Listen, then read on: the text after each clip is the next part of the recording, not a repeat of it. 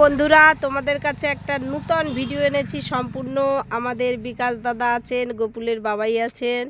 স্কুলের দেয়ালে আঁকা হচ্ছে আমাদের স্বামী বিবেকানন্দ।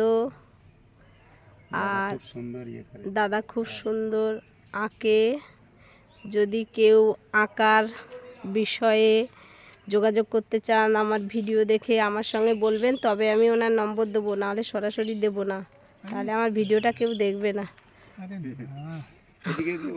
তারপরে আমাদের নেতাজি সুভাষচন্দ্র বসু, ঈশ্বরচন্দ্র বিদ্যাসাগর, বিশ্বকবি রবীন্দ্রনাথ ঠাকুর। দেখো কত রং তুলি। দাদাকেই তো আগে নিয়েছি, সব নিয়েছি। দাদা একটু মুখ দেখে দেন তো, কি সুন্দর করে পরিদর্শন হচ্ছে, আঁকা হচ্ছে, তাই আমরা দেখলাম। রং তুলি দিয়ে কি দারুণ দারুণ করে। দাদা একটু মুখ দেখিয়ে দেন তো, আপনার ভাই বলেছে মুখ না দেখলে নাকি লোকে দেখবে না আপনার ভিডিও। বলেন না একটু কিছু, এত সুন্দর ভিডিও, এই ছবি আঁকছেন, একটু বলুন না দাদা, আমার চ্যানেলে যাবে, একটু বলে দেন। কারণ শিল্প ব্যাপারটা সম্পূর্ণ নিজস্ব ব্যাপার।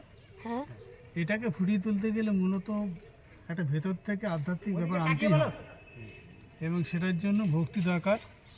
তা আমরা আমাদের এই যে দিদির চ্যানেলটাতে প্রচুর এখানে ভক্তিবাদের কথা শুনি। ওনার মাঝে মাঝে ওনার চ্যানেলটাতেও আমরা মাঝে মাঝে শেয়ার করি, দেখি। তো ওনার মধ্যে দিয়ে আমরা একটু ইন্সপায়ার হই।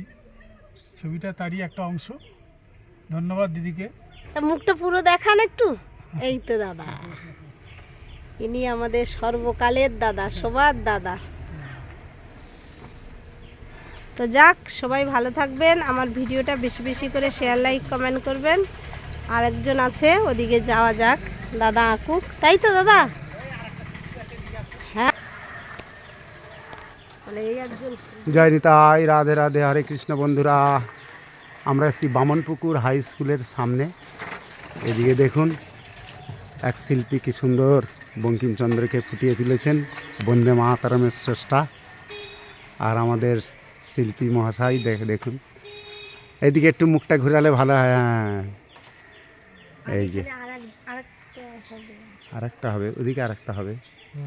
এই এটা 50 সেকেন্ডের, হ্যাঁ 47, ঠিক আছে।